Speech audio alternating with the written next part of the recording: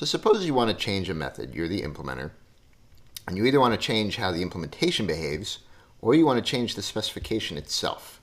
But there are already clients out there in your program or maybe beyond that depend on the method's current specification. So our question is, how do we compare the behaviors of two specs to decide whether it's safe to replace the old spec with the new spec and that it won't break the clients? So here's a definition. A specification S2 is stronger than or equal to a specification S1 if and only if S2's precondition is weaker than or equal to S1's and S2's postcondition is stronger than or equal to S1's, at least for the states that satisfy S1's precondition. If this is the case, then any implementation that satisfies S2 can also be used to satisfy S1, and it's safe to replace the original spec S1 with this new stronger spec S2 in your program. So these two rules embody several ideas. They tell you can always weaken the precondition. You can always take an existing spec S1, make its precondition weaker to make a new spec S2, and that won't affect the clients because it makes fewer demands on the clients. A weaker precondition will never upset a client. And you can always strengthen the postcondition.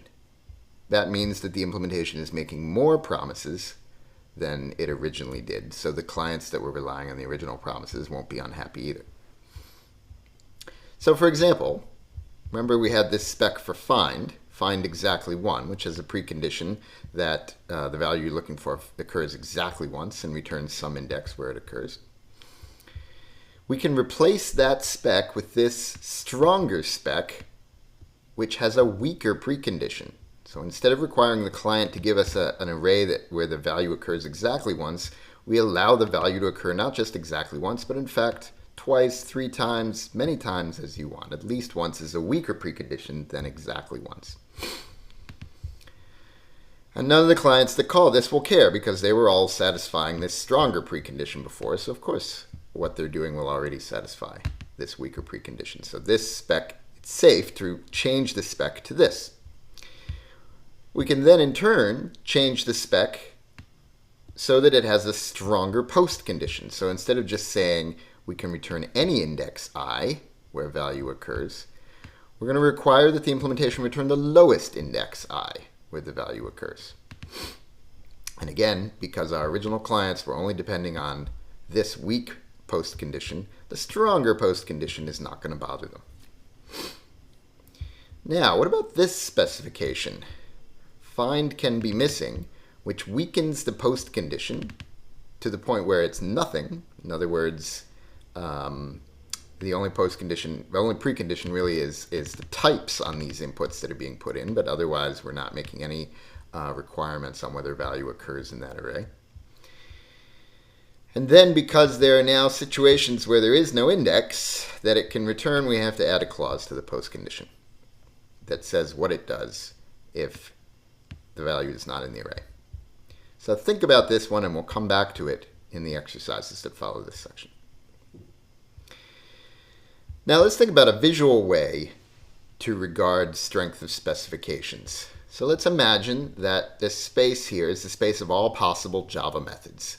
And each point in this space represents a method implementation. So we put some points in here for our find first and our find last.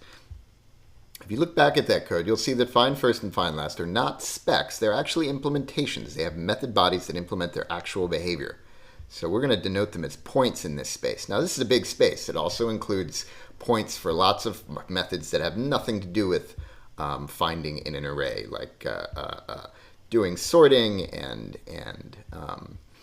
concatenating strings. So all the possible methods in Java are in here.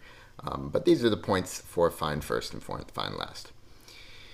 Now in this space, a specification defines a set of points, which you might think of as a region, where a given implementation can either obey the spec, can behave according to the spec, satisfying that contract that if the client obeys the precondition, then the implementation obeys the postcondition.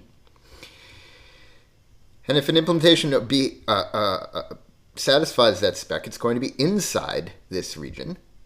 And if it doesn't, it's going to be outside that region. Now find first and find last both satisfy this find one or more any index spec that we had earlier up here. this one right here. So we would place them inside the circle representing that spec. Now, one way to think about what clients are doing is that they're looking in on this space at the spec, and they can actually only really see the spec. The specification acts like a firewall here that clients can't really see through. One reason that's a nice way to think about it is that it means that within this boundary, within this space, implementers have the freedom to move around, changing their code as much as they want, changing the behavior of that function, without fear of upsetting a client as long as they don't go outside this firewall.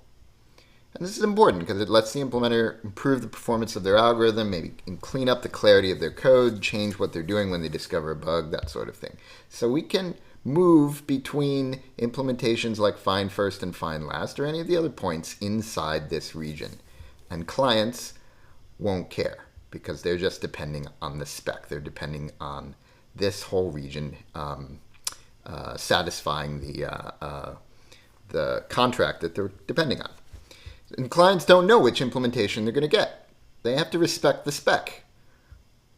But they also have the freedom to change how they're using the implementation without fear that things will suddenly break. So instead of calling in this direction, we might imagine they're calling in this direction instead. But as long as they're respecting this boundary, things are going to work. Now, how do similar specifications relate to one another in this visual picture? So suppose we start with a specification S1 and use it to create a new specification S2. And suppose S2 is stronger than S1, so it's, in other words, safe to replace S1 with S2. Then how will these specs appear in our diagram? Let's think first about strengthening the post condition. If S2's post condition is stronger than S1's post condition, then we know that S2 is the stronger spec by the definition we already gave. Now, what that means for implementers is that they have less freedom. The requirements on their output is stronger, right? Maybe they previously satisfied find one or more any index by returning some arbitrary index I that matches the value. But now the spec is tighter. Now the spec is demanding that they return the lowest index I. So there are now implementations that are inside this S1 here, but outside this S2.